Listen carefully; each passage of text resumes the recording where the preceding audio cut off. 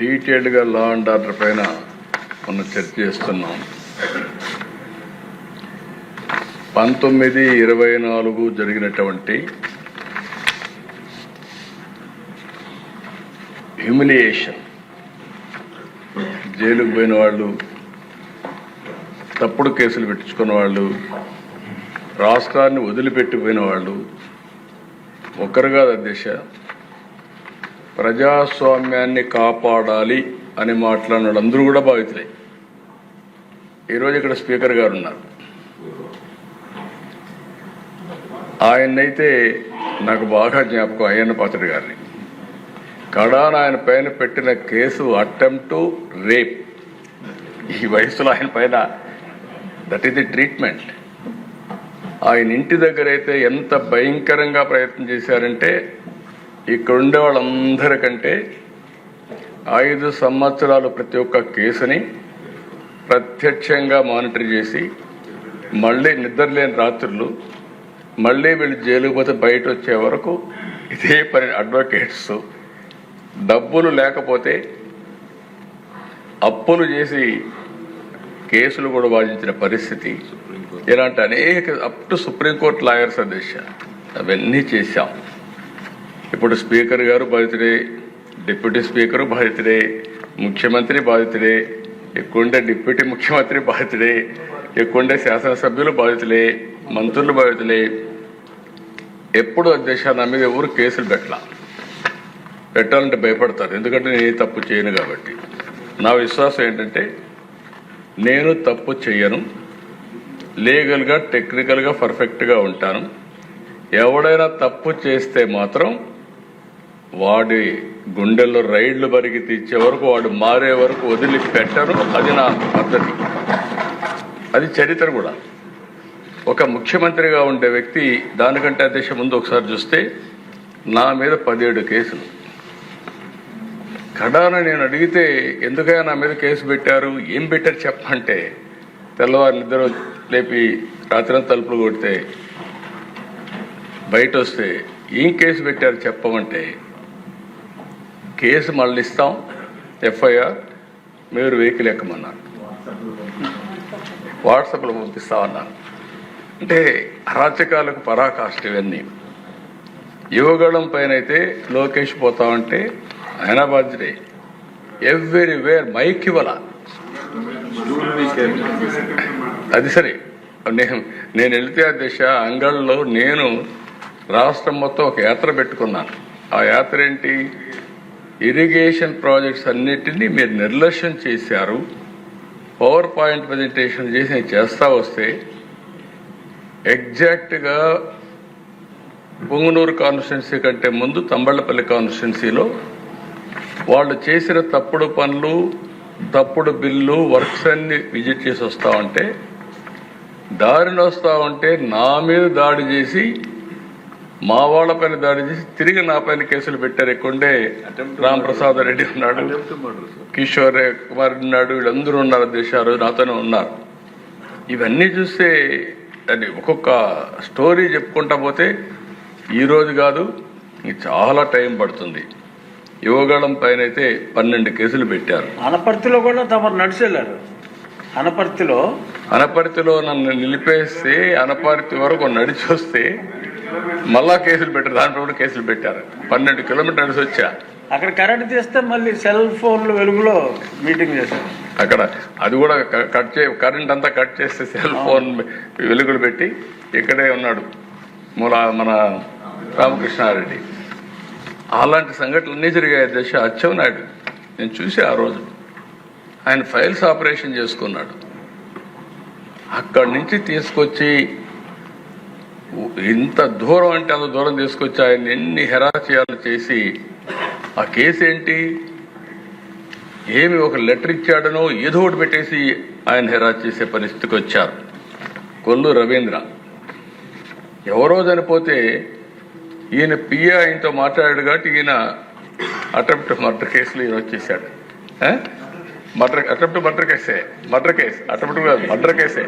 Murder కేసులో ముద్దాయి ఈయనకు వచ్చేసే పరిస్థితికి వచ్చారు. బీసీ జనార్దన్ రెడ్డి ఆయన పైన కేసులు పెట్టేశారు. ఆయన ఎత్తిపోయి జైల్లో పెట్టేసి చాలా ప్రయత్నాలు చేసి మళ్ళీ బయటకు వచ్చారు. అప్పుడప్పుడు ప్రెస్ కాన్ఫరెన్స్ పెట్టి సాక్ష్యాలని చెప్తున్నాడని ధూళిపాళ నరేంద్ర పైన అయితే కేసులు పెట్టి ఇష్టానుసారంగా బయట రానివ్వకుండా ఇచ్చేసే పరిస్థితికి వచ్చారు. జేసీ ప్రభాకర్ రెడ్డి పైన 66 కేసులు, కార్యకర్తలపై 2560 కేసులు, పులివర్తి నాని పైన 31 కేసులు, చింతమనేని ప్రభాకర్ పైన 48 కేసులు.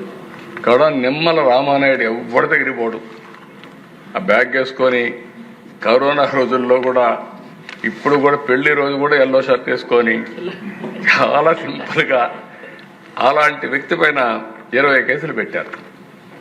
నేను చాలా మందిని చూశాను కానీ నిమ్మల రామానాయుడు ఎప్పుడు గొడవ పోయాడు కాదు. రెండోది అధ్యక్ష పరుషంగా కూడా మాట్లాడు.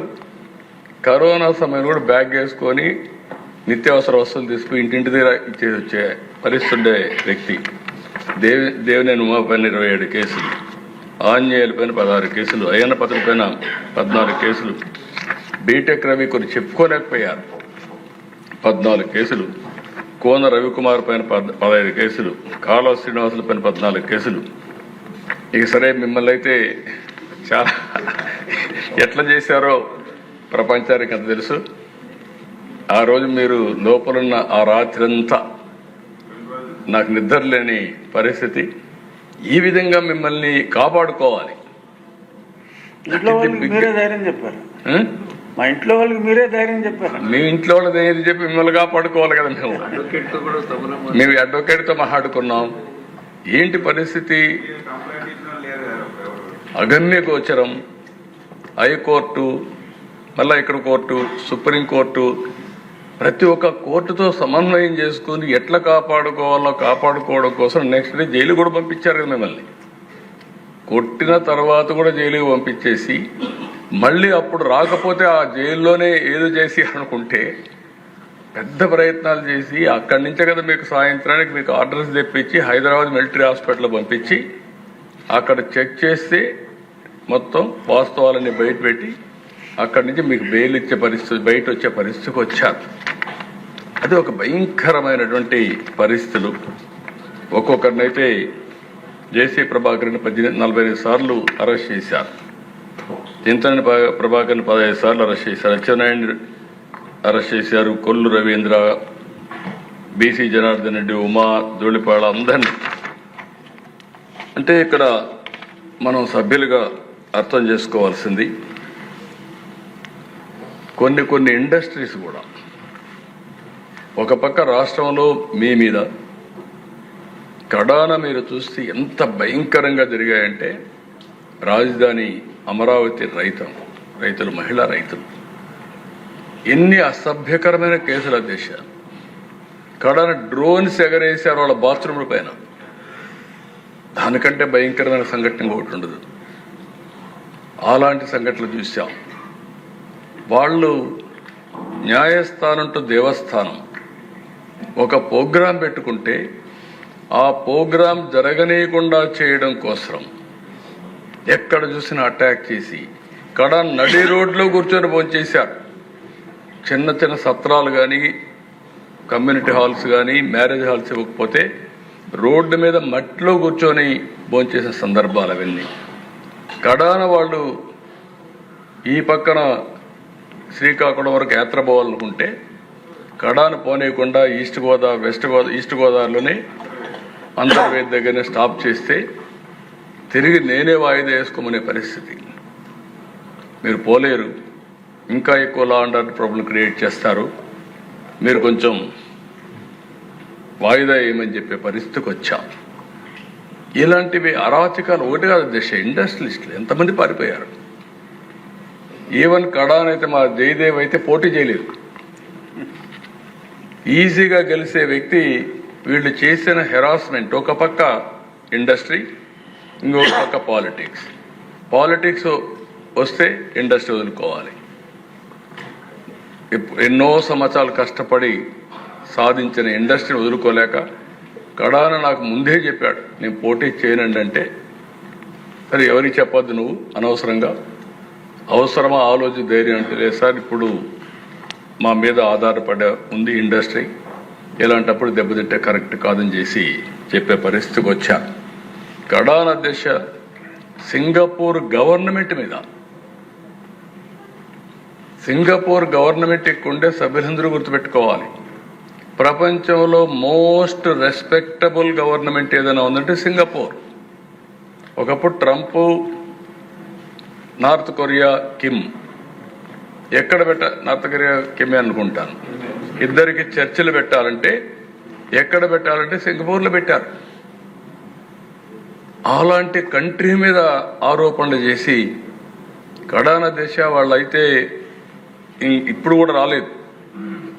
కనీసం నేనేమంటున్నానంటే దేశ వాళ్ళ మీద నాకు ఒక నమ్మకం. ఆ రోజు లీ క్వాన్ యూ ఉన్నాడు. Lee Kuan Yew was the author of Singapore economy. నేను ఆయనతో క్లోజ్గా ఉండేవాళ్ళం. ఆయన పిఎంగా అయిన తర్వాత సీనియర్ మినిస్టర్గా ఉన్నప్పటి నుంచి వాళ్ళు ఏ విధంగా ఎంత రెస్పెక్టబుల్గా ఉంటారు. నేను పోయినప్పుడు ఇవన్నీ చూసిన తర్వాత చాలా గౌరవించి హైదరాబాద్ డెవలప్మెంట్కి సహకరించారు.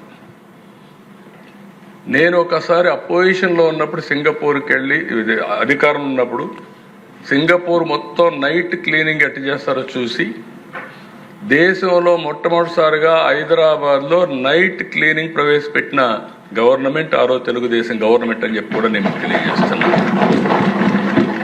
ఆయన ఎవరైనా పోతే ఆ దేశానికి ఎప్పుడన్నా కలిస్తే, నేను ప్రపంచంలో చాలా దేశాలు మా దగ్గరికి వస్తారు, వాళ్ళు వచ్చి ఇక్కడ షాపింగ్, ముస్తఫా షాపింగ్ మాల్ ఉంది, అక్కడ పోయి కొనుక్కుంటారు ఏదైనా వస్తువులు ఇవి, లేకుంటే ఇక్కడ ఈ బ్యూటిఫుల్ టూరిజం స్పాట్స్ ఉన్నాయి, 3-4 రోజులు ఉండిపోతారు. కానీ ఫస్ట్ టైం ఒక రాత్రంతా అధ్యయనం చేసి ఇండియాకి వెళ్ళి నైట్ క్లీనింగ్ ప్రవేశపెట్టిన ముఖ్యమంత్రి అని చెప్పి అందరికీ చెప్పేవాడు దేశాలు. నేను 2014లో ఆలోచించి, ఒకప్పుడు నేను హైదరాబాద్ అభివృద్ధి చేయాలంటే ఫస్ట్ టైం నేను పోయిన దేశం అమెరికాకి వెళ్ళాను టెక్నాలజీ కోసం. 2014కి వచ్చేటకుందికి నేను ఒక మాట చెప్పాను ఎలక్షన్లో, మీరందరూ గుర్తుపెట్టుకోరు. 2014లో రాజధాని లేదు, రాజధాని కడతాం, ఆ రాజధాని సింగపూర్కు సమానంగా ఉంటుందని నేను చెప్పాను. నన్ను నమ్మారు. ఆ నమ్మకం కోసం నేరుగా సింగపూర్కు పోతే సింగపూర్ గవర్నమెంట్ నేను చెప్పిన మాట పైన నమ్మి ఆ రోజు అధ్యక్ష క్యాబినెట్లో పెట్టి మాస్టర్ ప్లాన్ డీటెయిల్స్ అన్ని ఉచితంగా ఇవ్వడానికి ఆమోదించారంటే ఇది ప్రపంచంలో ఒక చరిత్ర దేశం. నేను ఒకటే అడిగాను, మీరు రిపోర్ట్ అవన్నీ తయారు చేయాలంటే డబ్బుల విషయం కాదు, చాలా సమయం అవుతుంది, నేను టెండర్లకు పోవాలి, ఒక 6 నెలలు సంవత్సరం అవుతుంది, అట్లా కాకుండా మీరు ఏదైనా హెల్ప్ చేయగలిగితే చేయమంటే they made it very clear. Okay, మేము ఆలోచిస్తామని చెప్పి with in 6 months or 8 months one of the best master plan details మనకి ఇచ్చారు అధ్యక్ష దేశం. అలాంటి దేశం పైన మీరు ఆరోపణలు పెట్టగలిగారంటే, వాళ్ళని కూడా మీరు భయపెట్టగలిగారంటే ఈ ప్రపంచంలో ఎప్పుడు జరగదు దేశ. కడాన దేశ పీపీపీలు పవర్ సెక్టర్లో సోలార్, విండ్, ఈరోజు మనందరం చూస్తున్నాం. విండ్ వాడకుండా, పవర్ వాడకుండా 10,000 కోట్ల రూపాయలు, 9,000 కోట్ల రూపాయలు వాళ్ళకు డబ్బులు కట్టాం క్యాపిటల్ కాస్ట్ కింద. ఇవన్నీ కూడా దేశం, మీరు మీ ఆవేశంలో అర్థం ఉంది, మీ బాధల్లో నాకు సానుభూతి ఉంది. ఎందుకంటే నేను కూడా ఫస్ట్ విక్టిమ్ కాబట్టి మీ అందరికంటే ఎక్కువ బాధపడిన వ్యక్తిని. నాకు కూడా దేశ ఆ రోజు ఉండేది ఎంత భయంకరంగా అంటే, బయట మీరు మాట్లాడుకున్నారు, నేను జైల్లో ఉంటే నాకు వచ్చిన వాళ్ళు చెప్పేవాళ్ళు డ్రోన్స్ పైన ఎగరేసేవాళ్ళు. ఎందుకు ఎగరేసారంటే వేరబోటు చూడడానికి అని చెప్పేవాళ్ళు. భయంకరమైన వాతావరణం. అప్పుడే పవన్ కళ్యాణ్ కూడా బయలుదేరి హైదరాబాద్ నుంచి వస్తే రానియకుండా దారంతా అడ్డం పెట్టి ఎక్కడెక్కడో చెప్తే రోడ్డు మీద పడుకొని, తర్వాత బాలకృష్ణ గారు, పవన్ కళ్యాణ్ గారు వచ్చి నన్ను కలిసే పరిస్థితికి వచ్చారు. వీళ్ళు నేను ముందుగానే చూడాలనుకుంటే రానియకపోతే లాస్ట్లోకి వచ్చి జైల్లో చూసే పరిస్థితి వచ్చింది. ఇలాంటి సంఘటనలు ఒకటి కదా దేశం, మర్చిపోలేము. నాకు ఏదైనా కోపం ఉంటే, కక్ష తీర్చుకోవాలంటే ఫస్ట్ డే నేనే అరెస్ట్ చేసి ఉండాలి. మీరు గుర్తుపెట్టుకోవాలి, నాది కక్ష రాజకీయం కాదు. మళ్ళీ చెప్తున్నా, అంటే మీరు అనుకోవచ్చు మీరేమన్నా భయపడతారేమో అని. కాదు, ఆ విషయం కూడా చెప్తున్నా. బాధ్యత కలిగిన నాయకుడిని కాబట్టి 4వసారి మళ్లీ ప్రజలు ముఖ్యమంత్రిగా ఎన్నుకున్నారంటే మనం ఆలోచించుకోవాల్సిన అవసరం. నిన్నే బ్రహ్మోత్సవాలకు వెళ్ళాను. ఓసారి మనం కూడా మనుషులం కాబట్టి ఆలోచిస్తూ ఉంటాం. 2003 తిరుపతిలో సిమ్స్లో నేను ప్రాణదానం కార్యక్రమం స్టార్ట్ చేశాను. ఇప్పుడు దానికి ఒక 688 కోట్లు కార్పస్ కూడా వచ్చింది. అది స్టార్ట్ చేసి నేరుగా బయలుదేరి పట్టు వస్త్రాలు దేవుడికి సమర్పించాలి, ప్రభుత్వ లాంఛనాలు. ఎగ్జాక్ట్గా అలిపిరి, ఇప్పుడుండే అలిపిరి గేట్ ఏదైతే ఉందో అక్కడ, అప్పుడు నేరో రోడ్డు. అదే అక్కడ పోయినాక నా కారుకి యాక్సిడెంట్. ఐ థాట్, నాకు తెలియదు, నేను 3 ఎమ్మెల్యేలు, రాజశేఖర్ రెడ్డి, గోపాలకృష్ణారెడ్డి, కృష్ణమూర్తి. నేరుగా అప్పుడు టీవీలు కూడా లేవు, ఒక్క జెమినీ టీవీ ఉంది. నేను లేచాను, నాకు మళ్ళీ చూసుకున్న తర్వాత లేచాను, నేరుగా నేనే నడుచుకుంటూ పోయి అంబులెన్స్లో పడుకున్నాను. అక్కడికి సిమ్స్ హాస్పిటల్కి 5 మినిట్స్. నేను అక్కడ పోయి పడుకున్నాక దిశ స్ట్రెచ్చర్లో తీసుకెళ్తున్నారు. మెలకు వచ్చాను. మెలకు వస్తే చుట్టుపక్కల ఆ పక్క చూశాను. కలెక్టర్, ఎస్పీ ఇద్దరు ఉన్నారు. అప్పుడు చూసి కలెక్టర్ని, ఎస్పీని అడిగాను, ఏం జరిగిందన్న. బ్లాస్ట్ సార్, నక్సలైట్స్ బ్లాస్ట్ చేశారు అన్నాడు.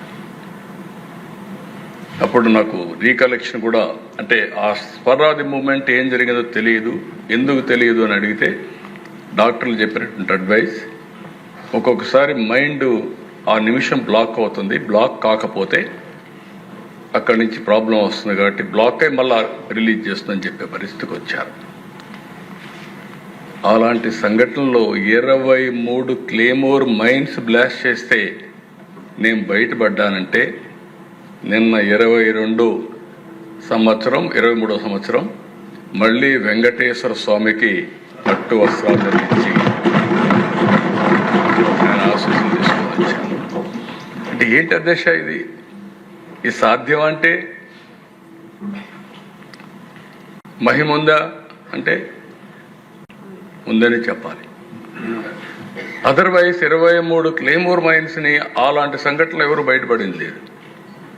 ఇవన్నీ చూసిన తర్వాత మీరు ఎందుకు నా మీద బ్లాస్ట్ చేశారు అంటే నేనే వాళ్ళకు వ్యతిరేకమా?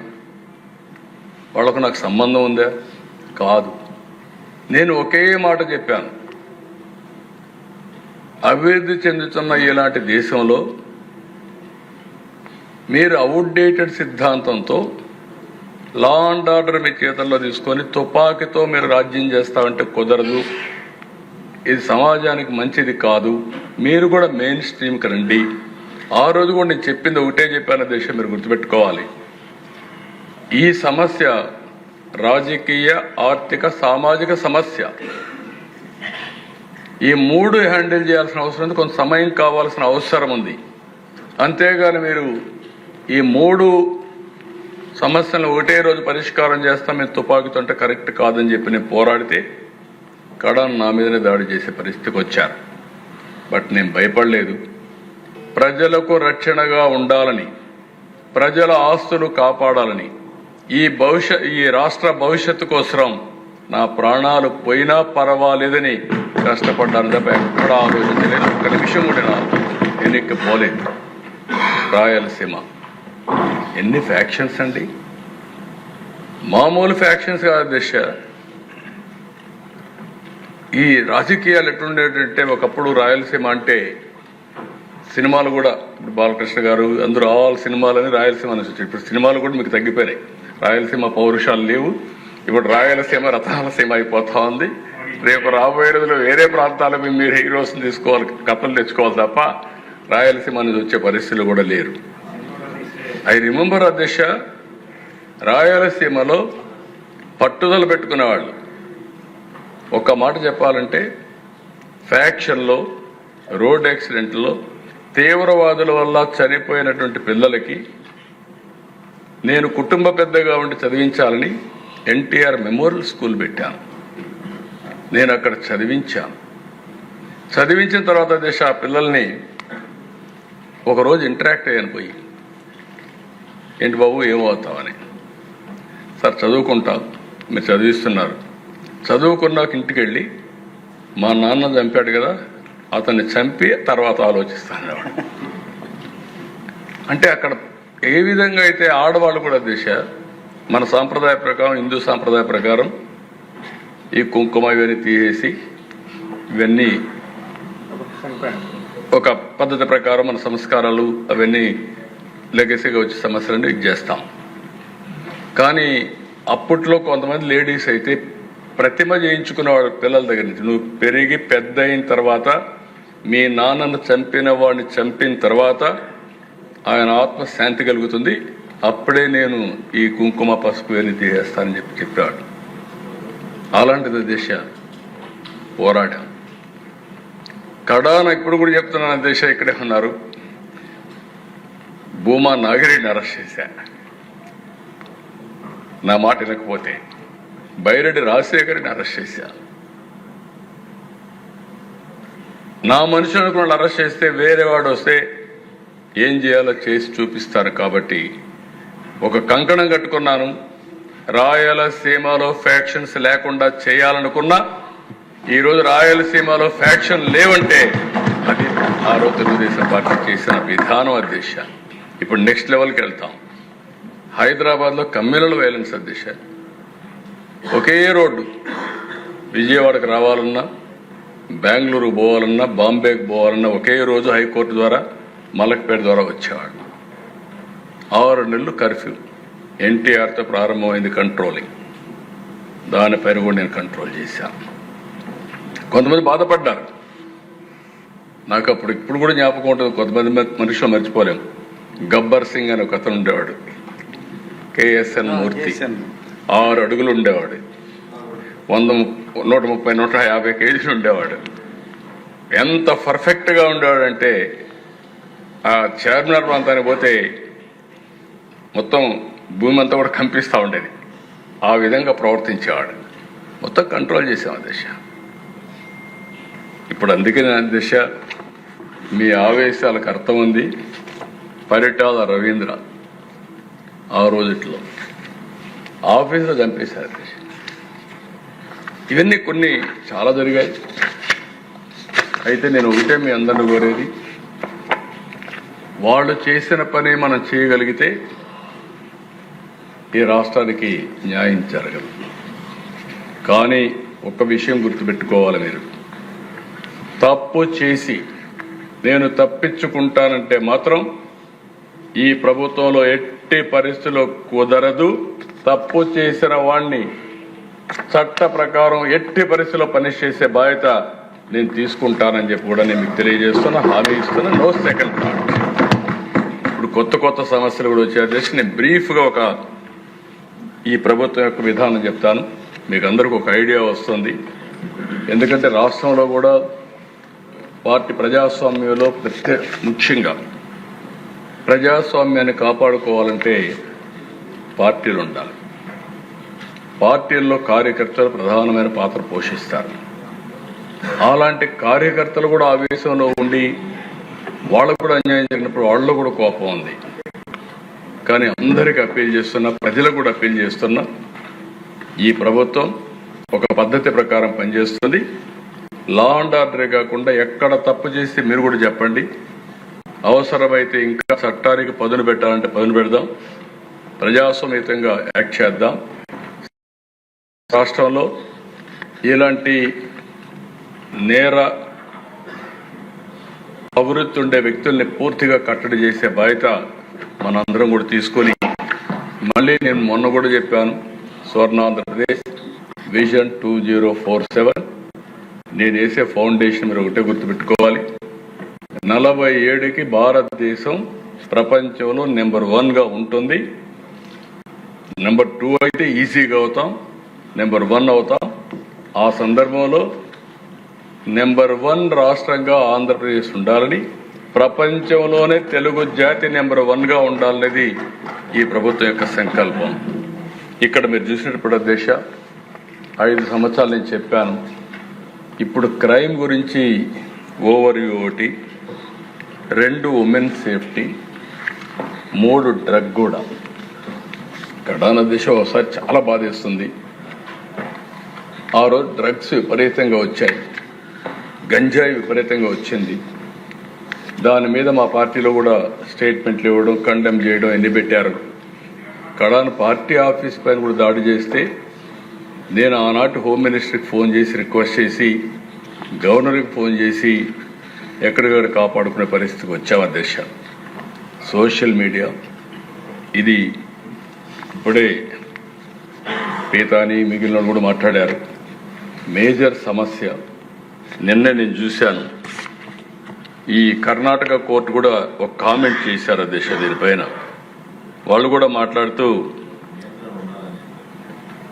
ఈ కొంతమంది సోషల్ మీడియా ప్లాట్ఫామ్ ఎక్స్కు కర్ణాటక హైకోర్టులో ఎదురు దెబ్బ, సహయోగ్ పోర్టల్కి ఎక్స్ దాఖలు చేసిన పిటిషన్ తిరస్కరణ, కంటెంట్ తొలగింపు ఆదేశాల అధికారులు సవాల్ చేస్తూ ఎక్స్ పిటిషన్, సోషల్ మీడియా నియంత్రించడం అవసరమన్న కర్ణాటక హైకోర్టు, మహిళలపై నేరాల అంశంలో సోషల్ మీడియా నియంత్రణ తప్పనిసరి, నియంత్రణ లేకుంటే పౌరుల గౌరవ హక్కు ఉల్లంఘించినట్టే, కంటెంట్ నియంత్రణ ఆదేశాలను యుఎస్ పాటిస్తుంది, భారత్లో మాత్రం చట్టవిరుద్ధ కంటెంట్ తొలగింపునకు ఎక్స్ నిరాకరిస్తుంది, ఎక్స్ పాటించే ద్వంద్వ ప్రమాణాలు ఆమోదయోగ్యం కాదు. కర్ణాటక హైకోర్టు నిర్ణయించే పరిస్థితికి వచ్చారు. దీనిపైన మనందరం కూడా చాలా బాధపడుతున్నాం. ఇక్కడుండే వాళ్ళందరినీ క్యారెక్టర్ అసాసినేషన్, ఆడబిడ్డల క్యారెక్టర్ అసాసినేషన్, నేను కూడా దానికి విక్టిమే చేశాను. నా జీవితంలో ఎప్పుడు అంటే మనం కూడా మనుషులైనప్పుడు ఒకసారి ఎమోషన్స్ ఉంటాయి, సెంటిమెంట్స్ ఉంటాయి. అలాంటి సెంటిమెంట్స్ దెబ్బతీసే పరిస్థితికి వస్తున్నారు. ఇప్పుడు కూడా అది జరుగుతూ ఉంది. దీనికి ఏ విధంగా ఉండాలో మీరు కూడా ఐడియాస్ ఇస్తే మెంబర్స్ అందరూ, ఈ ప్రభుత్వం చాలా స్పష్టంగా ఉన్నాం. ఎట్టి పరిస్థితిలో కూడా సోషల్ మీడియా దుర్వినియోగం చేసి ఇష్టానుసారంగా చేసి వాళ్ళు మాత్రం వదిలిపెట్టే ప్రసక్తి లేదు. చట్టపరంగా ఉంటాం, అదే సమయంలో మాత్రం కఠినంగా ఉంటాం అధ్యక్ష. ఎలక్షన్ మేనిఫెస్టోలో పెట్టే పరిస్థితికి వచ్చావు, కొంతమందికి న్యాయం చేస్తామని, అది కూడా ఒకసారి మీకు ఎక్స్ప్లెయిన్ చేస్తాను. గవర్నమెంట్ ఆఫ్ ఇండియా ఫండ్స్ విషయం, అదర్ ఇనిషియేటివ్స్, ఇవన్నీ అధ్యక్ష. నెక్స్ట్ అధ్యక్ష, ఇప్పుడే మినిస్టర్ గారు కూడా చెప్పారు, ఓవరాల్గా లా అండ్ ఆర్డర్ ఒక విధంగా చెప్పాలంటే నేను ఎప్పుడు 4వ ముఖ్యమంత్రి అయ్యాను, కానీ పోలీసు వ్యవస్థ టోటల్గా భ్రష్టు పట్టే పరిస్థితికి వచ్చింది. బై ఫోర్స్ పోలీసు వ్యవస్థని డీఫంక్ చేసే పరిస్థితికి వచ్చారు. మొత్తం ఇంకొక మాటలో చెప్పాలంటే నేను 95లో ముఖ్యమంత్రి అయినప్పుడు పోలీసు వ్యవస్థ చాలా పర్ఫెక్ట్గా ఉండి 2014లో కూడా ఇలాంటి పరిస్థితి లేదు. అలాంటి పరిస్థితికి వచ్చాం. 1 by 1 కరెక్ట్ చేసుకుంటూ వస్తున్నాం. ఈరోజు మీరు చూస్తే ఈరోజు ఓవరాల్గా మనం 16% ఓవరాల్ క్రైమ్ కంట్రోల్ చేయగలిగాం. ఇండియా జస్టిస్ రిపోర్ట్ కూడా 25లో ఏపీ నెంబర్ 2 పొజిషన్ కింద క్రిమినల్ జస్టిస్ డెలివరీ కింద చేసే పరిస్థితికి వచ్చారు. నెక్స్ట్ ఇందులో అధ్యక్ష ఈ స్లైడ్స్ అని మీరు చూసింది ఇప్పుడే మినిస్టర్ గారు చాలా వరకు కవర్ చేశారు. Bodily law and order crime 42% తగ్గింది, bodily non law and order crime 8% తగ్గింది, సీరియస్ ప్రాపర్టీ క్రైమ్ మాత్రం పెరిగింది. దీనికి కూడా కారణాలు ఎక్స్ప్లెయిన్ చేస్తాను. నాన్ గ్రేవ్ ప్రాపర్టీ క్రైమ్స్ 15% పెరిగాయి, క్రైమ్ అగైనెస్ట్ ఉమెన్ 4.8% తగ్గింది, క్రైమ్ అగైనెస్ట్ ఎస్సీ ఎస్టీ 15% తగ్గింది, ఎన్డీపీఎస్ 21% పెరిగింది, యాక్ట్ చేస్తూ ఉన్నాం. ఫైనాన్షియల్ ఫ్రాడ్స్ 7% పెరిగింది, road accident 3.5, cyber crime it is the biggest problem. 31% పెరిగింది అధ్యక్ష. ఇక్కడికి వచ్చినప్పుడు అధ్యక్ష next bodily offences and impact and law and order చాలా రైటింగ్ 42% తగ్గింది, కిడ్నాపింగ్ 16% తగ్గింది, అటెంప్ట్ టు మర్డర్ 15% తగ్గింది, మర్డర్స్ 8%, అర్ట్ కేసెస్ 7%. ఇవన్నీ కూడా చూసినప్పుడు చాలా వరకు కంట్రోల్ చేయగలుగుతున్నాం. కానీ ఈరోజు మనం గుర్తుపెట్టుకోవాల్సింది, నేను ముందే చెప్పాను, నేను రాజకీయాలు చూశాను. నేరస్తులకి అండగా ఉండే రాజకీయాలు నేను చూడలేదు. ఒక ఊర్లో ఒక రౌడీ ఉన్నాడంటే ఆ రౌడీని ఎమ్మెల్యే సపోర్ట్ చేస్తున్నంటే ఎమ్మెల్యే నెక్స్ట్ ఎలక్షన్లో గెలిచే పరిస్థితి లేదు. అందుకే పొలిటికల్ పార్టీస్ ఎప్పుడు కూడా ఓపెన్గా షెల్టర్ ఎప్పుడు ఇవ్వలేదు. అలాంటిది ఈరోజు నేర ప్రవృత్తి కలిగిన వాళ్ళే రాజకీయాలకు వచ్చేసే పరిస్థితికి వచ్చారు. ఇది చాలా డేంజర్. నేను ఎన్నోసార్లు చెప్పాను, ఈరోజు మీరు గుర్తుపెట్టుకోవాల్సిన అవసరం ఉంది. ఎవరైతే ఇలాంటి వ్యక్తులు రాజకీయాలకు వచ్చి రాజకీయ షీల్డ్లో ముసుగులో ఇలాంటి పనులు చేసినప్పుడు ముందు ముసుగు తీయాలి, రాజకీయ ముసుగు, తర్వాత నేరస్తులుగా డీల్ చేయాల్సిన అవసరం ఉంది. అప్పుడే ప్రజలు కూడా మనల్ని కరెక్ట్గా అర్థం చేసుకుంటారు. ఆ ఎక్సర్సైజే ఇప్పుడు చేస్తున్నాం, ఇంకా చేయాల్సిన అవసరం ఉంది. ప్రాపర్టీ అఫెన్స్ మీరు ఒకసారి చూసినప్పుడు మర్డర్ ఫర్ గెయిన్ 8% పెరిగింది, డెకాయిటీ 15% పెరిగింది, రాబరీ 46% పెరిగింది, house breaking by day 32, by night 14, theft వచ్చి 14, టోటల్గా 15.3% పెరిగింది. అయితే అధ్యక్ష, ఇలాంటివి వచ్చినప్పుడు సమాజంలో కూడా నేను చూస్తున్నా, బంధువుల మధ్యలో కూడా డిఫరెన్సెస్, పంతాలు, పట్టింపులు, చాలా సమస్యలు వస్తున్నాయి. ప్రజల్లో కూడా దీన్ని ఒక పక్క అవేర్నెస్ క్రియేట్ చేయాలి, ఇంకొక పక్కన ఫర్మ్గా కూడా హ్యాండిల్ చేస్తే తప్ప ఇలాంటి అఫెన్సెస్ అని తగ్గే పరిస్థితి లేదు అధ్యక్ష. ఈరోజు ఇంకొక పక్కన క్రైమ్ అగైనెస్ట్ ఎస్సీ ఎస్టీ 15% తగ్గింది. ఇది గుడ్ సైన్. ఇక్కడ కూడా మీరు ఒకసారి చూసినప్పుడు దీనికి కారణం కూడా ఎక్కడికక్కడ విలేజ్ విజిట్స్ వెళ్ళడం, నైట్ హాల్స్ ఆఫీసర్స్ ఉండడం, సెన్సిటివ్ విలేజెస్ ఐడెంటిఫై చేయడం, సివిల్ రైట్స్ డే ఇలాంటివి కూడా అవేర్నెస్ తీసుకురావడం, ఇలాంటివన్నీ కూడా కంట్రోల్ చేస్తున్నాం. చాలా వరకు కంట్రోల్ అవుతోంది. దీన్ని ఇంకా కూడా కంట్రోల్ చేసే అవకాశాలు ఉన్నాయి, కంట్రోల్ చేస్తాం అధ్యక్ష. రోడ్ యాక్సిడెంట్ మీరు ఒకసారి చూస్తే అధ్యక్ష 3.5% పెరిగింది. దీనిపైన నేను ఒకటే చెప్తున్నా, సీసీటీవీ కెమెరాలు పెడుతున్నాం. ఎక్కడికక్కడ సీసీటీవీ కెమెరాల నుంచి అనలిటిక్స్ తీసుకుంటున్నాం. బై అక్టోబర్ 30కి ఒక 40 పారామీటర్స్తో సీసీటీవీ కెమెరాల ఆధారంగా అలర్ట్స్ పంపిణీ కానీ ప్రివెంటివ్గా చేయడంగా జరుగుతాయి. స్పీడ్ ఎక్కువ పోయేవాళ్ళు కానీ, లేకుంటే సీట్ బెల్ట్ పెట్టుకోని వాళ్ళు కానీ, డ్రంక్ అండ్ డ్రైవ్ కానీ, రాంగ్ రూట్ కానీ ఫస్ట్ వార్నింగ్ కింద పంపిస్తాం. ఆఫ్టర్ దట్ బిల్లు కూడా పంపిస్తాం. ఇంకొకటి ఎక్కడ వీలైతే అక్కడ రోడ్ యాక్సిడెంట్లు జరగకుండా ముందుగానే ప్రివెంట్ చేయడానికి ఏమేం చేయాలనో అన్ని మార్గాలు చూస్తున్నాం. ఇది రియల్ టైం గవర్నెన్స్ కూడా మానిటర్ చేస్తుందని చెప్పి నేను మీకు తెలియజేస్తున్నా. ఇంకొక పక్క దిశ, ఈరోజు మనకు వచ్చిన కొన్ని సమస్యలు ఫిన్టెక్ ఫ్రాడ్స్, టెక్నాలజీ ఫ్రాడ్స్ విపరీతంగా పెరిగిపోతున్నాయి. సైబర్ క్రైమ్ కూడా పెరుగుతూ ఉంది. ఒక పక్క చూస్తే పోలీస్ వ్యవస్థలో సైబర్ క్రైమ్స్ని ఎదుర్కొనే టెక్నాలజీస్ కానీ ఇవి కూడా తక్కువగా ఉన్నాయి. ఎందుకంటే ఆ ప్రాబ్లమ్స్ అడ్మినిస్ట్రేషన్ అలాంటి ప్రాబ్లమ్స్ ఉంటాయి. ఎప్పుడు కూడా క్రిమినల్స్ అనేవాళ్ళు, సైబర్ క్రైమ్స్ చేసేవాళ్ళు చాలా జాగ్రత్తగా ఉంటారు. అలాంటివి వచ్చినప్పుడు మనం వాళ్ళు మ్యాచ్ చేయాలంటే దానికి తగిన విధంగా టెక్నాలజీలో ముందుకు పోవాల్సిన అవసరం ఉంది. దీన్ని ఒక సవాలుగా తీసుకుంటున్నాం, ఎట్లా చేయాలో చేస్తాం. ఇంకొక పక్కన సోషల్ మీడియా, ఫేక్ న్యూస్ మీ మామూలుగా దిశ, దీంట్లో నేను చాలా చూస్తున్నాను. ఇటీవల ఓసారి నాలాంటి వాడికి నాకంటే డిసిప్లిన్గా ఉండలేరు అనుకుంటాను. నేను నిద్ర లేచినప్పటి నుంచి నిద్రపోయే వరకు నా పక్కన ఎవరు కూర్చుంటూ కూడా ఒకసారి ఆలోచించుకొని మాట్లాడుతూ ఉంటాను. అన్ని జాగ్రత్తలు తీసుకుంటాను. నా మీద కూడా జోక్స్ చేస్తారు, ఇష్టానుసారంగా పెడతారు. ఆర్గనైజ్డ్ గ్రూప్ ఒకటి ఉంది, పేటీఎం బ్యాచెస్ ఉన్నాయి, ఎక్కడో కూర్చుంటాడు. ఒక గంట కన్నా మనం ఏమారితే పెద్ద ఎత్తున వైరల్ చేసేస్తున్నారు ఫేక్ న్యూస్ అని. మళ్ళీ దానికి ఒక రబ్బర్ స్టాంప్ వేయాలి, ఇది ఫేక్ అని వేయాలి. వేసినా కూడా డ్యామేజ్ జరిగిపోయింది దిశ. ఇలాంటి ఒకటి రెండు కాదు, చాలా జరుగుతున్నాయి. మీరు ఒక్కసారి ఆలోచిస్తే అధికారంలో లేనప్పుడు ప్రవర్తించారు ఒకప్పుడు, అధికారంలోకి వచ్చినాక ప్రవర్తిస్తున్నారు. ఇప్పుడే మనం పీతాని వీళ్ళందరూ చెప్తున్నారు, శంకరయ్య. నా జీవితంలో ఎప్పుడు నేను చూడలేదు ఇలాంటివన్నీ. ఆ వ్యక్తి నేను సీఎంగా ఉన్నప్పుడు ఆ రోజు ఆ సైట్లో ఆ వ్యక్తి ఉన్నాడు. తర్వాత నాకు వచ్చిన ఇన్ఫర్మేషన్ అది, నాకు ఐజీ ఉన్నాడు, ఇంటెలిజెన్స్ డీజీ ఉన్నాడు, ఆ రోజు ఉన్నాడు, ఇప్పుడు ఉన్నారు.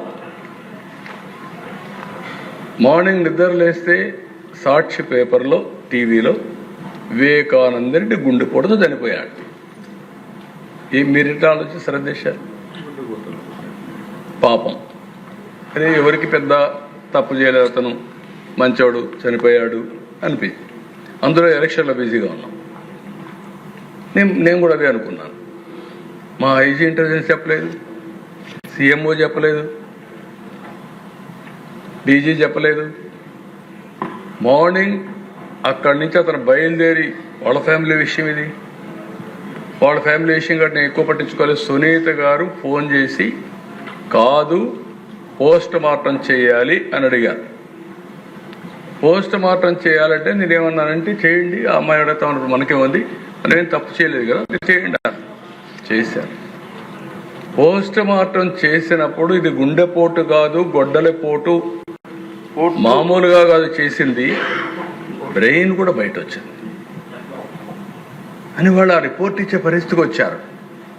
అప్పుడు ఏంటి, ఆ ఇంట్లో మొత్తం రూమంతా బ్లడ్, ఆ బ్లడ్ అంతా కడిగారు, బెడ్ మీద కూడా బ్లడ్. ఆ తర్వాత ఒకసారి బాధేస్తుంది ఇవన్నీ. సాయంత్రానికి మాట మార్చేసి తండ్రి ఎలాంటి కరుడగట్టినటువంటి నేరస్తులు కూడా మనం సపోర్ట్ చేసే పరిస్థితి వస్తే, అలాంటి వాళ్ళు ఎలాంటి కరుడగట్టినటువంటి నేరస్తులు కూడా మనం సపోర్ట్ చేసే పరిస్థితి వస్తే, అలాంటి వాళ్ళు రాజకీయాలకు వస్తే రాజకీయాలు ఏం జరుగుతాయి అధ్యక్ష? ఇంకా నేను చాలా మందితో పోరాడాను, కానీ నేరస్తులతో నేను ఎప్పుడు పోరాడాల రాజకీయాలు. నేరస్తుల్ని అసెంబ్లీలో ఎండగట్టాం, భయపడిపోయేవాళ్ళు. అలాంటిది ఇవన్నీ జరిగిన తర్వాత దిశ నిన్న శంకరయ్య అంటాడు, ఎంత ధైర్యం ఉండాలి దిశ. నాకు నోటీస్ పంపించాడు డెఫర్మేషన్. ఇప్పుడు ఆదినారాయణ రెడ్డి గారు మాట్లాడారు, ఆదినారాయణ రెడ్డి చంపేశాడు ఆ రోజు, బీటెక్ రవి. అంటే ఎంత మళ్ళీ సిబిఐ లాంటి వ్యవస్థ, ప్రీమియర్ ఇన్వెస్టిగేషన్ ఏజెన్సీ ఆంధ్రప్రదేశ్కి వచ్చి వాళ్ళ ఆఫీసర్ చేస్తే, అతని మీద కేసు పెడితే హైకోర్టు పోయి యాంటిసిపేటరీ బెయిల్ తీసుకునే పరిస్థితి. తర్వాత వాళ్ళు అరెస్ట్ చేయాలని అక్కడ పోతే, కర్నూలు పోతే హాస్పిటల్లో అరెస్ట్ చేయలేని పరిస్థితి, తిరిగి వెళ్ళిపోయారు. ఇవన్నీ ఎక్కడన్నా విన్నామా దేశ?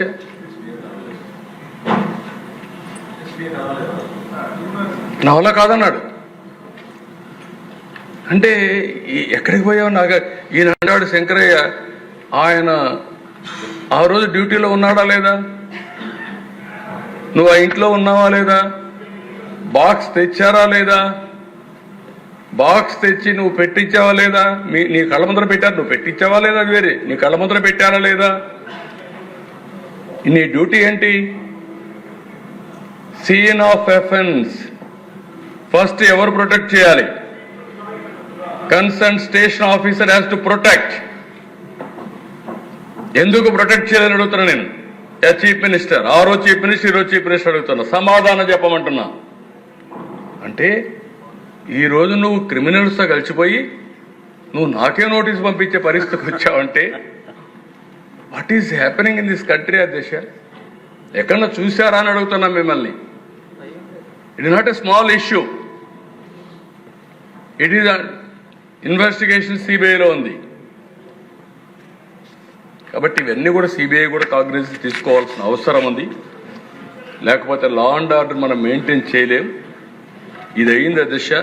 ఎంత ఇదంటే నేరుగా గుంటూరు మిర్చి అడిగి పోయి ఇష్టానుసారంగా బిహేవ్ చేయడం, తెనాలి టొబాకో, తెనాలి కాదు మన వదిలికెళ్ళి సార్ ఒక ఎంత భయంకరంగా అంటే అమరావతి ఆడబిడ్డలందరూ అది అమరావతి వ్యభిచార గృహం అని చెప్పి మాట్లాడారు. Is it not character assassination? Is it not provoking the sentiments of women? You don't have any responsibility. ఇష్టానుసారంగా మాట్లాడితే ప్రభుత్వం ఉపేక్షించాలనా? అలాంటివి చేసి మళ్ళా తిరిగి వాళ్ళ మీద రాళ్ళు వేస్తాను. ఇంకొక పక్క దిశ ఆరోజ్ సింగయ్య, నేనే ఏమారానంటే మా పోలీసులు కూడా ఏమారారు. వెళుతున్నారు. నేను ఒకటే చెప్పాను దిశ, ఎక్కడ పోవాలంటే అక్కడికి వెళ్ళండి. మీరు మీటింగ్ పెట్టుకుంటారా? మీటింగ్ పెట్టుకోండి, పర్మిషన్ ఇస్తాం. మీరు చెప్పండి, మేము చెప్తాం. పరామర్శిస్తారా? పరామర్శించడానికి వెళ్ళండి, పోరాటానికి కాదు. నేను ఎప్పుడో ఒకటే చెప్పాను, మీరు పర్పస్ చెప్పండి, పోలీసులు ప్రొటెక్షన్ ఇస్తారు. మీరు పర్పస్ చెప్పకుండా ప్రతి ఒక్క దానికి రోడ్డు మీద కొన్ని వేల వెహికల్స్ వేసుకొని మేము యుద్ధానికి వెళ్ళిపోతామంటే కుదరదని వీళ్ళు చెప్పారు. దిశ వెళ్ళారు. వెళితే ఆ దిశ వాళ్ళు ఎక్కి వాళ్ళ మనుషులు ఎక్కి వాళ్ళ కారు కిందనే ఒకరు పడిపోయారు. కనీసం అడుగుతున్న మీకు కూడా ఒక 5 ఉండాలి రేపటి నుంచి. మన కారు కింద ఎవరైనా పడితే మనం ఏం చేస్తాం? చట్టం ఏం చెప్తుంది? మన బాధ్యత ఇమ్మీడియట్గా హాస్పిటల్ తీసుకెళ్ళాలి. అతన్ని ప్రాణాన్ని కాపాడడానికి ప్రయత్నం చేయాలి. మీరు ప్రయత్నం చేయకపోతే అది తప్పు. ఆ కారు డ్రైవరే కాదు, కారులో కూర్చున్నాడు కూడా ఎవరో దిశ ప్రభుత్వ డ్రైవర్. ప్రభుత్వ డ్రైవర్ డ్రైవ్ చేస్తాడు, అతను అక్కడ చనిపోతారు. పక్కన పొదాల్లోకి లాగి పారేస్తారు. లాగి పారేసి మళ్ళీ ఆ దిశ ఎంత ధైర్యం ఉండాలి దిశ? ఆయన భార్యని మ్యానిపులేట్ చేసి నా భర్త ఇక్కడ చనిపోలేదు, అంబులెన్స్లో ఎక్కించుకుపోయి పోలీసులు చెప్పేశారు. మా ఎస్పీ పాపం ఆయనకు తెలియకుండా ఫస్ట్ ఇన్ఫర్మేషన్ చూసి ఆ కారులో ఈ యాక్సిడెంట్ జరగలేదని చెప్పే పరిస్థితికి వచ్చారు. అంటే వాట్ ఇట్ ఇండికేట్స్ దిశ అంటే ఇవన్నీ చూసిన తర్వాత నాకు అనిపిస్తుంది, ఇదే కాదు మొన్నైతే బంగారుపాలెం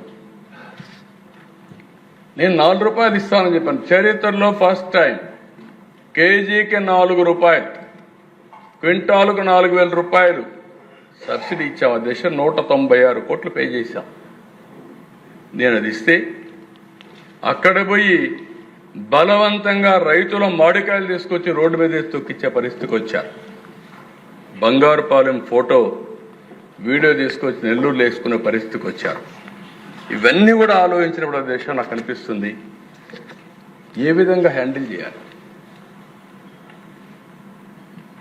అదే ఒక రౌడీజం చేసి వాళ్ళకి వదిలిపెడతాం మనం? రోడ్డు మీద కావాలని ఎవరన్నా చేసి వదిలిపెడతామా? దానికి కావాల్సిందంతా రాజకీయ ముసుగు వేసుకున్నారు. ఆ ముసుగుతో ఇవన్నీ చేస్తున్నారు. మనం కూడా ప్రజా చైతన్యం తీసుకొచ్చి ముసుగు తీసి లా అండ్ ఆర్డర్ కాపాడవలసిన బాధ్యత మనందరిపైన ఉందని కూడా నేను మీకు తెలియజేస్తున్నాను. ఇక్కడికి వచ్చినప్పుడు అధ్యక్ష, ఇలాంటి సందర్భాల్లో మీకు కూడా అనిపించవచ్చు, ఏంటి ముఖ్యమంత్రి గారు ఎందుకు గమ్మనున్నారని. కాదు, నేను 5 నిమిషాలు నాకు పని, కానీ ప్రజల్ని ప్రిపేర్ చేయాలి. ఇలాంటి వ్యక్తుల్ని ఎప్పటికప్పుడు కట్టడి చేయాలి. తిరిగి ఇలాంటి సంఘటనలు పునరావృతమకుండా చేయగలిగితేనే ఈ రాష్ట్రాన్ని మనం కాపాడుకున్నట్లవుతాం. అందుకే నేను చాలా క్లియర్గా మీరు గుర్తుపెట్టుకోవాలి, ఈరోజు సీసీటీవీ కెమెరాలు మీరు చూస్తే 1,40,000 సీసీటీవీ కెమెరాలు పెట్టాం. రేపు రాబోయే రోజుల్లో 100% అన్ని ఇంపార్టెంట్ ప్లేసుల్లో ఉంటాయి. ఎవడైనా ఈ రాష్ట్రంలో తోక తిప్పితే సాక్ష్యాధారాలతో పెట్టి డెఫినెట్గా కన్విక్షన్ ఇప్పించే పరిస్థితికి వస్తుంది. రెండోది డ్రోన్స్ కూడా పెట్టాం, పెట్రోలింగ్ కూడా పెడుతున్నాం రాత్రుల్లో. దీనివల్ల ఇప్పుడిప్పుడే భయం కూడా వస్తూ ఉంది, అవి కూడా పెడతాం. అదే మరి ఇల్లీగల్గా ఇష్టానుసారం చేస్తే ఇవన్నీ కూడా ఉంటాయి. ఇంకొక పక్కన ఇవన్నీ కూడా లీగల్గా కూడా మా వాళ్ళు కూడా పోలీసులు క్లియర్గా అడుగుతున్నా, ఏదైతే క్రైమ్ స్పాట్ని ప్రొటెక్ట్ చేసుకొని దాన్ని లాజికల్గా తీసుకుపోయే పరిస్థితి రావాలి. ఇమ్మీడియట్గా పోలీస్ డాగ్స్ కానీ ఫారెన్సిక్ టీమ్స్ కానీ మొబైల్ ఇవన్నీ పంపించడం, ఆర్టిఫిషియల్ ఇంటెలిజెన్స్ కూడా ఉపయోగించుకోవడం, ఇలాంటి ఎన్ని టెక్నాలజీస్ ఉన్నాయో అన్నీ ఉపయోగించుకొని సమర్థవంతంగా పోలీసు వ్యవస్థను తయారు చేస్తాం, అన్ని విధాల కంట్రోల్ చేస్తామని చెప్పి కూడా నేను మీకు తెలియజేస్తున్నా. ఇంకో పక్క క్రైమ్ అగైనెస్ట్ ఉమెన్, ఇది కూడా మీరు ఒకసారి చూస్తే 4.84 తగ్గింది. దీన్ని ఇంకా కూడా ఇది చేయాల్సిన అవసరం ఉంది. నేను మొన్న కూడా మీరు చూస్తే కన్విక్షన్ నెక్స్ట్ పేజీలో మీరు ఒకసారి చూసినప్పుడు 343 మందికి కన్విక్షన్ వచ్చింది ఈ 1 ఇయర్లో, జూన్ నుంచి ఆగస్టు వరకు. డెత్ పెనాల్టీ 5, లైఫ్ ఇంప్రిజన్మెంట్ 91, 25 ఏళ్ళు 7 మందికి, 20 ఏళ్ళు 64 మందికి, 15 ఏళ్ళు 3కి, 10 సంవత్సరాలు 39కి, 5-7 సంవత్సరాలు ఇంప్రిజన్మెంట్ 57, లెస్ దెన్ 5 ఇయర్స్ 77, మొత్తం 347 మందికి పనిష్మెంట్ వచ్చింది. ఇది బిగినింగ్ మాత్రం. నేను ఒకటే చెప్తున్నా, ఆ రోజు చెప్పా, ఈరోజు చెప్తున్నా, ఎవరైనా ఆడబిడ్డల జోలుకు వస్తే, అత్యాచారాలు చేస్తే అదే చివరి రోజు మీకు ఉంటుంది, గుర్తుపెట్టుకోమని మరొకసారి హెచ్చరిస్తున్నా. No compromise on that. ఇంకో పక్కన దిశ, దీనికి సపోర్టింగ్గా 8-10 నిమిషాల్లో రీచ్ అయ్యే విధంగా ఎమర్జెన్సీ కాల్స్ అవన్నీ పెట్టుకొని వర్కౌట్ చేస్తున్నారు. డ్రోన్ పెట్రోలింగ్ 4004 ఈవ్ టీజర్స్ని ఐడెంటిఫై చేసి కౌన్సిల్ చేశారు. Notable reduction in suicidal attempts among women 59% తగ్గింది. అదే సమయంలో girls women empowerment with self defence skills స్కూల్స్లో కాలేజీలు ఇప్పిస్తున్నారు. 12,50,000 మందికి ఇచ్చారు. 13,672 స్కూల్స్లో కాలేజీల్లో ఇప్పటికే ఈ కార్యక్రమాన్ని నెరవేర్చారు. ఇంకో పక్కన శక్తి వారియర్స్ కింద 15,576 టీములు తయారు చేశారు. ఈ ఆడబిడ్డలకు కూడా గుడ్ టచ్, బ్యాడ్ టచ్ ఇవన్నీ కూడా ఎడ్యుకేట్ చేస్తున్నాం. 24,205 స్కూల్స్లో ఈ కార్యక్రమాన్ని నిర్వహించారు. ఇంకొక పక్కన సెక్సువల్ అఫెండర్స్, రౌడీ షీటర్స్ ఉన్నాయి. ఇప్పుడు కొత్తగా సెక్సువల్ అఫెండర్స్ కింద వీళ్ళకు కూడా రౌడీ షీట్లు ఓపెన్ చేసి అవసరమైతే ఆన్లైన్లో పెట్టి వీళ్ళకు కూడా ప్రాపర్గా ట్రీట్ చేస్తాం. ఎవరైనా ఆడబిడ్డల జోలికి వస్తే మాత్రం డెఫినెట్గా పోలీస్ స్టేషన్లో పెడతాం, ఆన్లైన్లో పెడతాం. ఎవరైనా చెక్ చేసుకోవాలంటే ఈ ప్రాంతంలో ఎవరైనా ఉన్నారని చెక్ చేసినట్టుగా వాళ్ళ ఫోటోలు కూడా పెట్టి will expose them, will caution everybody. నేను ఒకటే చెప్తాను, ఈ రాష్ట్రంలో తాగి కానీ గంజాయి వాడి కానీ లేనిపోయినట్టు చేసి ఇలాంటి సోషల్ మీడియా చూసి కానీ ఇష్టానుసారంగా ప్రవర్తిస్తే మాత్రం చాలా సీరియస్గా ఉంటుందని చెప్పి కూడా నేను మీకు తెలియజేస్తున్నా.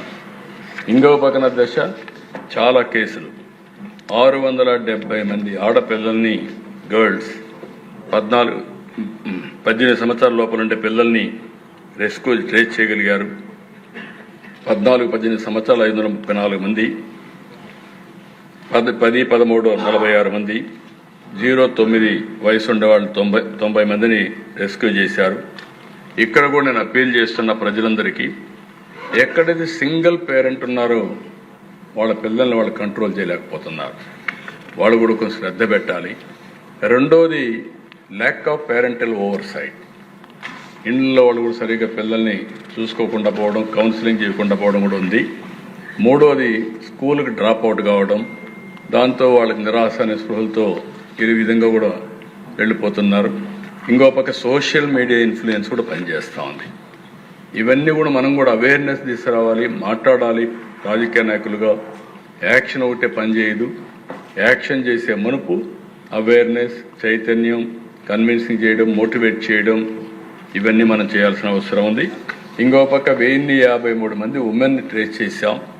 1929 494, 3049 273, 50 అబోలో 286. వీళ్ళల్లో కూడా కారణం హెరాస్మెంట్, ఇంట్లో ఉండేవాళ్ళు హెరాస్ చేయడం, లేకుంటే ఏదైనా జరిగినప్పుడు ప్రొటెక్ట్ చేయకుండా పోవడం, ఫ్యామిలీ డిస్ప్యూట్స్ ఒకటి, మెంటల్ హెల్త్, దీనివల్ల కూడా చాలామంది వెళ్ళే పరిస్థితి వస్తున్నారు. ఇది కూడా మనం ఎక్కడెక్కడ వస్తాయో అవన్నీ కూడా అనలైజ్ చేసి రాబోయే రోజుల్లో ఏ విధంగా యాక్షన్ తీసుకుంటాం. ఇంకో పక్క డ్రగ్స్ దిశ, ఇది మేజర్ ఇష్యూ, మనందరం గుర్తుపెట్టుకోవాలి. నేను ఎన్నికల్లో చాలాసార్లు చెప్పాను, నేను అన్ని సమస్యల్ని హ్యాండిల్ చేయగలుగుతాను, కానీ డ్రగ్స్ అనేది మాత్రం ఒకసారి అలవాటు అయిపోయిన తర్వాత వాళ్ళని అంత ఈజీగా బయట తీసుకురావడం చాలా కష్టం అని చెప్పాను. ఇప్పుడు కూడా అదే చూస్తున్నాం. చాలా వరకు కంట్రోల్ చేశాం, కానీ చాలా వరకు మీరు చూస్తే ఆపరేషన్ లాంచ్ చేసి చైతన్యం జీరో కల్టివేషన్ చాలా వరకు కంట్రోల్ చేస్తున్నాం. ఇంకో పక్క సేఫ్ క్యాంపస్ జోన్, డ్రగ్స్ కానీ టొబాకో కానీ ఈ పిల్లలు ఎవరు తీసుకోకుండా ఎడ్యుకేట్ చేస్తున్నాం. Joint operation on border trains, ఎక్కడైతే పక్కన వచ్చే రాష్ట్రాల నుంచి వచ్చే ట్రైన్స్లో కూడా జాయింట్ ఆపరేషన్ చేస్తున్నారు. Garuda crack down on medical shops, ఈ మధ్య కొన్ని ఓపియడ్ డ్రగ్స్ ఇవన్నీ కూడా వచ్చేసాయి, ఇవన్నీ కూడా మెడికల్ షాప్లో ఇచ్చేసే పరిస్థితికి వస్తున్నారు. దానిపైన కూడా గరుడాన్ని పెట్టి కంట్రోల్ చేస్తున్నారు. లీగల్ అండ్ టెక్నాలజీ యాక్షన్ మీరు చూస్తే కొత్తవి పాతవన్నీ యాక్ట్స్ ఉన్నాయి, అవి వాడలేదు, అవన్నీ ఇప్పుడు పిట్ ఎన్డీపీఎస్ ఆ యాక్ట్ తీసుకొచ్చారు. ఫైనాన్షియల్ ఇన్వెస్టిగేషన్ చేస్తున్నారు. ఎవరైనా సరే అమ్మినా గంజాయి పెంచినా అలాంటి వాళ్ళందరిపైన వాళ్ళ ఆస్తులు కూడా సీజ్ చేసే పరిస్థితికి వస్తున్నాం. దీనివల్ల కొంచెం భయం ఉంటుంది. అవసరమైతే ఇంకొకటి కూడా చెప్తున్నా, భవిష్యత్తులో ఎవరైనా సరే ఇంట్లో వాళ్ళు కంట్రోల్ చేసుకోకపోతే కనీసం ఆ వ్యక్తి గంజాయికి అలవాటైన వ్యక్తి, డ్రగ్స్కి అలవాటైన వ్యక్తికి గవర్నమెంట్ బెనిఫిట్స్ కూడా కట్ చేసేట్టు ఉంటుంది. లేకపోతే వాళ్ళ పేర్లు కూడా నోటీస్ బోర్డులో పెట్టి మరీ అడిక్ట్ అయిపోయిన వాళ్ళని ఎట్లా కంట్రోల్ చేయాలని కూడా ఆలోచించాలి. భయమైనా ఉండాలి, లేకపోతే కొంచెం కంట్రోల్లోకి తీసుకురావాల్సిన అవసరం ఉంది. ఇంకొక పక్కన 858 హాట్స్పాట్స్ని మ్యాప్ చేశారు. 80 చెక్ పోస్టుల్లో ఎక్కడెక్కడ కంట్రోల్ చేస్తున్నారు. ఈగల్ హెల్ప్ లైన్ 1972 ఇంట్రడ్యూస్ చేశారు. కమ్యూనిటీ రీహాబిలిటేషన్ 18,400 అవేర్నెస్ ప్రోగ్రామ్స్ పెట్టారు. డ్రగ్స్ వద్దు బ్రో, ఈ కార్యక్రమాన్ని పెద్ద ఎత్తున చేస్తున్నారు. పిల్లల్లో కూడా బాగా అవేర్నెస్ తీసుకొస్తున్నాం. 56 డీ అడిక్షన్స్ సెంటర్స్ పెట్టాం. 40 ఈగల్ క్లబ్స్ పెట్టారు. టీచింగ్ లీగల్ ప్రొవిజన్స్, అంటే స్టూడెంట్స్ అంతా కూడా ఒకసారి డ్రగ్స్ ఇదైనా గంజాయి ఇదైనా మన మీద పెద్ద యాక్షన్ ఉండదనుకుంటున్నారు. ఓసారి 20 ఏళ్ళు 30 ఏళ్ళు వాళ్ళ జీవితమే నాశనం అయిపోతుంది. వాళ్ళ అవేర్నెస్ తీసుకురావడానికి ఎడ్యుకేట్ చేస్తున్నారు. అదే మరి ఇంటర్ స్టేట్ కొలాబరేషన్ కూడా అందరితో కలిసి పనిచేస్తున్నారు. ఏదైతే నార్కోటిక్ కోఆర్డినేషన్ కమిటీస్ పెట్టి ఇంటర్ స్టేట్ మనం పక్క రాష్ట్రాలతో కోఆర్డినేట్ చేస్తున్నాం. అదే సమయంలో లిక్కర్లో వచ్చే డబ్బుల్లో 2% దీనికి ఇయర్ మార్క్ చేసి ఆ డబ్బులు ఖర్చు పెట్టి డీ అడిక్షన్ కానీ రీహాబిలిటేషన్ కానీ ఈ 2 కార్యక్రమాలు కూడా చేస్తున్నాం. అవసరమైతే 3 ప్రాంతాల్లో 3 బిగ్ హాస్పిటల్స్ అన్ని ఫుల్ ప్లెడ్జ్డ్ ఎక్విప్మెంట్ కానీ డాక్టర్స్ కానీ సైకాట్రిస్ట్ కానీ పెట్టి చేయాలనుకుంటున్నా, అవి కూడా చేస్తాం. ఇవన్నీ కూడా మీరు చూసిన దశ జీరో కల్టివేషన్ చాలా వరకు సక్సెస్ అవుతా ఉంది. మన రాష్ట్రంలో చేయగలుగుతున్నాం, కానీ వేరే రాష్ట్రం నుంచి వస్తున్నాయి. హెల్ప్ లైన్ కూడా 440 యాక్షనబుల్ పాయింట్స్ వచ్చాయి. ఒక 9,373 మంది ఇంటరాక్ట్ అయ్యారు. High risk offenders detailed under preventive ప్రొవిజన్స్లో 37 మంది చేశారు. డ్రగ్స్ అఫెండర్స్ అసెట్స్ని ఒక 7,55,00,000 సీజ్ చేశారు. ఇంకో పక్కన స్టూడెంట్స్ 20 లక్షల మందిని ఎంగేజ్ చేశారు. కోఆర్డినేషన్ మీటింగ్స్ ఒక 84 పెట్టారు ఇంటర్ స్టేట్స్తో, NCORD, అవి కూడా జరుగుతున్నాయి. ఇంకొక పక్కన దేశ దీన్ని ఎట్టే పరిస్థితిలో మనం కంట్రోల్ చేసుకోవాల్సిన అవసరం ఉంది. ఇది కంట్రోల్ చేయకపోతే చాలా సమస్యలు వస్తాయి. టెక్నాలజీలో AI టూల్స్ వాడుతున్నాం. OSINT and dark web labs, mobile forensics, drug offenders profiling, web intelligence, ఎన్ని మార్గాలు ఉన్నాయో అన్ని మార్గాలు ఉపయోగిస్తున్నాం. నేను ఒకటే దీని మీద చెప్తున్నా, ఎట్టి పరిస్థితిలో ఈ రాష్ట్రంలో డ్రగ్స్ రహిత రాష్ట్రంగా తయారు చేయాలని చెప్పి ఆలోచిస్తున్నాం. ఇది సాధించే వరకు ఇప్పటికే ఒక కేబినెట్ సబ్ కమిటీ పనిచేస్తుంది. ఇది నిరంతరం పనిచేస్తాం, దీన్ని కంట్రోల్ చేస్తామని చెప్పి మరొకసారి నేను మొత్తం 100% కంట్రోల్ చేస్తామని ఇమ్మీడియట్గా చెప్పలేం, కానీ భయం ఉంటుంది. ఒక పద్ధతి ప్రకారం చేస్తాం. అలవాటైన వాళ్ళు మార్చడం కొంత టైం పడుతుంది. నిరంతరం ఎంత డబ్బులు ఖర్చు అయినా సరే ఖర్చు పెట్టి దాన్ని ఆ దిశగా తీసుకుపోతామని చెప్పి కూడా నేను మీకు తెలియజేస్తున్నాను. నెక్స్ట్, ఇది ఇంపార్టెంట్ అధ్యక్ష. Everybody is concern. Harassment, obscenity, impersonation, ఇప్పుడే చెప్పారు, పేర్లు మార్చేస్తున్నారు. ఆ కమ్యూనిటీ వాళ్ళ పేర్లే పెట్టి ఇంకొకరికి పెట్టి ఆ పేర్లు మార్చేయడం, కమ్యూనిటీ పేర్లు, క్యాస్ట్ పేర్లు మార్చేయడం, ఎన్ని రావాలనో, defamation, fake information, rumours, character assassination. దీనికి మెథడ్స్ కూడా మీరు చూస్తే ఒక పక్కన organised networks, vested interest groups, fake accounts, VPN, proxy services, మామూలు దీనికి ఇక్కడే కాకుండా ప్రపంచం మొత్తం నెట్వర్క్ పెట్టేశారు.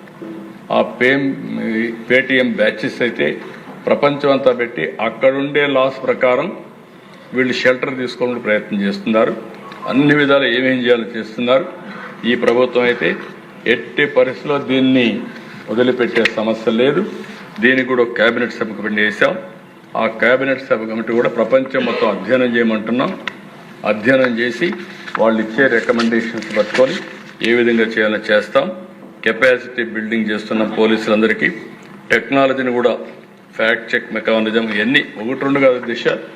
ఇదైతే ఎవ్రీడే ఒక పెద్ద సమస్యగా తయారైంది. ఒక సమాజమే ఒక కలుషితమైపోయే పరిస్థితి వస్తూ ఉంది. చాలా క్యారెక్టర్ మెయింటైన్ చేసి ఊందాగా బతికే సమాజంలో చాలా వరకు కొంతమంది అయితే మానసికంగా కుంగిపోయే పరిస్థితికి వస్తున్నారు. ఈ సోషల్ మీడియా మీద మాత్రం మనం ఎక్కడికక్కడ పర్టికులర్గా ఉమెన్ పైన నిన్న కర్ణాటక కోర్టు చెప్పినట్టు దీన్ని మనం హ్యాండిల్ చేయాల్సిన అవసరం ఉంది. Will work it out. అదే మరిగా దేశ సైబర్ ఫ్రాడ్స్, ఇది కూడా పెద్ద సమస్య అవుతా ఉంది. UPI frauds, job frauds, loans apps, investment fraud, digital arrest, ఇవన్నీ కూడా మీరు చూసినప్పుడు ప్రతి ఒక్కరు గుర్తుపెట్టుకోవాల్సి, మీరు కూడా మాట్లాడాలి, ప్రజల్లో చైతన్యం తీసుకురావాలి. ఇది అతిపెద్ద సమస్య అవుతుంది. దీనివల్ల మనకు చాలా నష్టం కూడా వస్తుంది. కొంతమంది అధ్యక్ష నాకు ఆశ్చర్యం వేస్తుంది, బాగా చదువుకున్న వ్యక్తులు, నేను పేర్లు చెప్పను కానీ బాగా చదువుకున్న వ్యక్తులు రేపు ఈవినింగ్ లోపల 3 కోట్లు ఇవ్వకపోతే మీ ఇంటికి ఈడీ వస్తారంటే 3 కోట్లు ఇచ్చే పక్కోళ్ళకు కూడా చెప్పడం లేదు. నాకైతే ఆశ్చర్యం ఇస్తూ ఉంది, ఎక్కడికి పోతున్నామని. ఒకప్పుడు తీవ్రవాదులు లేకుంటే దావూద్ ఇబ్రహీం అలాంటి వాళ్ళు బెదిరించేవాళ్ళు, నువ్వు పలానా చీటి పంపిస్తున్నా, నువ్వు పంపించాలంటే ఎవరితో మాట్లాడకుండా డబ్బులు పంపించేసి గమ్మున కూర్చునేవాళ్ళు. ఇప్పుడు ఎలాంటి తయారవుతున్నాయి, ఎక్కడుంటాడో వాడు తెలియదు, ఎక్కడి నుంచో ఆపరేట్ చేస్తాడు, మెసేజ్ ఇస్తాడు, వీళ్ళు డబ్బులు ఇచ్చేస్తున్నారు.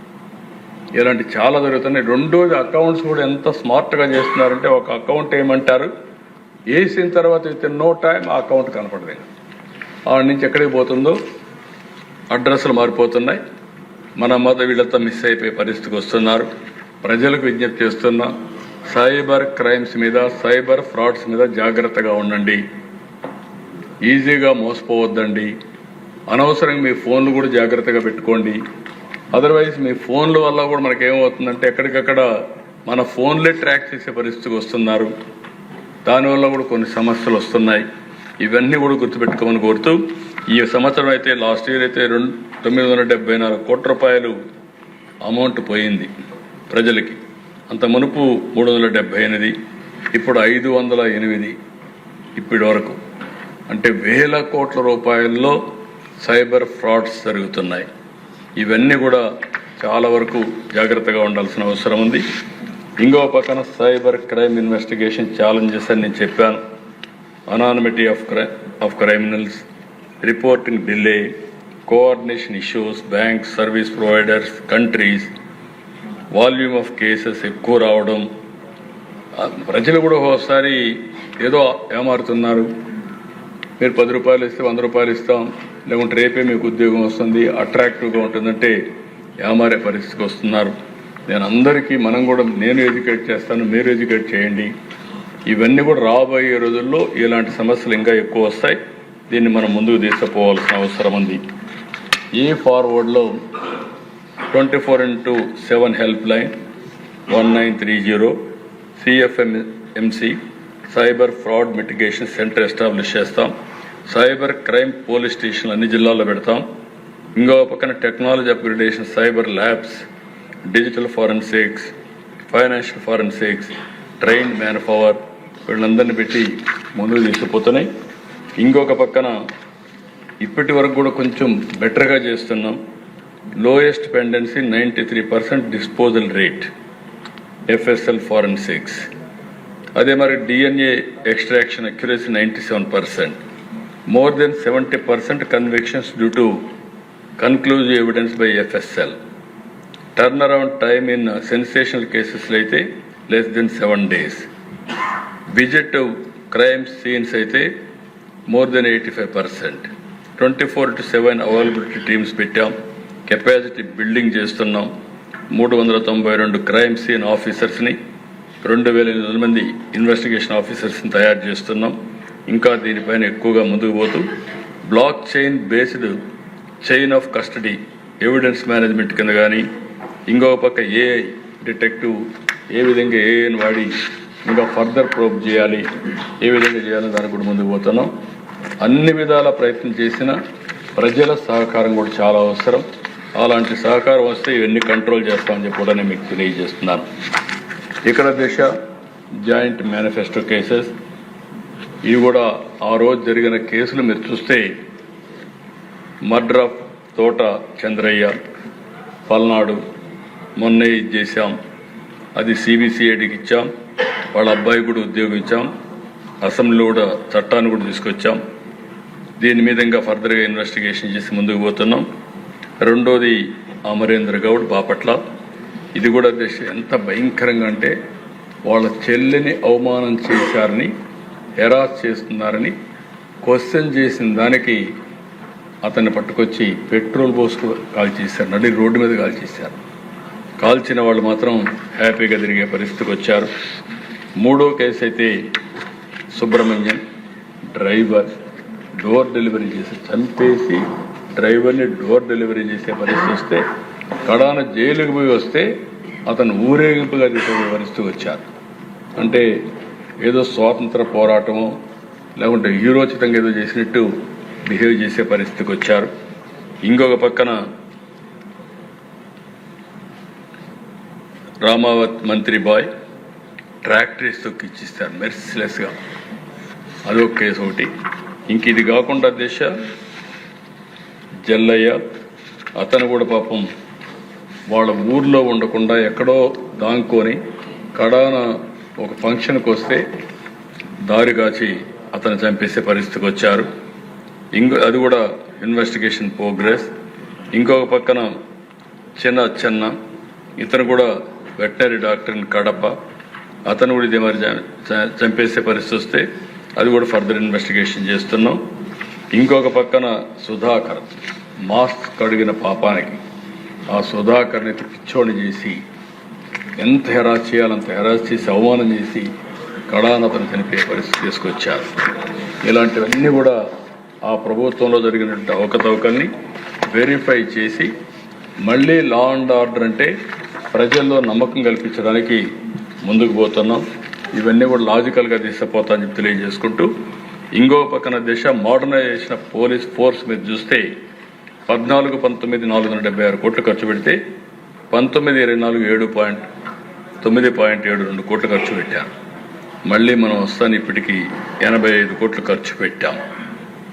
ఇంకొక పక్కన 21-24 యాక్షన్ ప్లాన్ కూడా మనకు వచ్చే డబ్బుల కోసం కూడా ఇవ్వలేకపోయారు.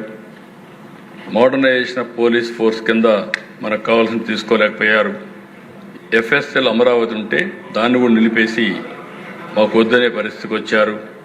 ఇంకో పక్కన 4 ఏపీఎస్పీ ఐఆర్ బెటాలియన్ ఫండ్స్ కూడా డ్రా చేయలేదు. ఇవన్నీ చేసి చేస్తే ఇప్పుడిప్పుడు పోలీస్ ఫోర్స్ని స్ట్రెంగ్తన్ చేయడానికి గ్రే హౌండ్స్ ట్రైనింగ్ సెంటర్ విశాఖపట్నంలో 580 ఎకరాలు ఇచ్చాం. AP police academy 100 ఎకరాలతో Arigipalli Eluru డిస్ట్రిక్ట్లో ఇచ్చాం.